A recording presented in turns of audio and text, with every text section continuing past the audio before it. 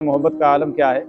नबी अकरम सल्लल्लाहु ताला अलैहि वसल्लम ने एक मरतबा हज़रत आयशा से कहा, आयशा आप जानती हैं, मैं जानता हूँ कि जब आप मेरे से नाराज़ होती हैं तब भी मैं जान लेता हूँ, और जब आप मेरे से राज़ी होती हैं तब भी मैं जान लेता हूँ। आयशा कहती हैं, या रसूलल्लाह बताएं कैसे, आप कैसे पहचान लेते हैं। तो फरमाया कि आयशा जब आप मेरे से नाराज़ होती हैं तो कहती हैं कि इब्राहीम के रब की कसम, और जब राज़ी होती हैं तो कहती हैं मोहम्मद के रब की कसम। सुभान अल्लाह। तो मैं समझ जाता हूँ कि आयशा नाराज़ है या खुश हैं।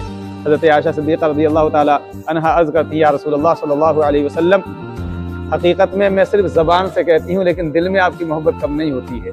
ये सिर्फ मोहब्बत का आलम क्या है।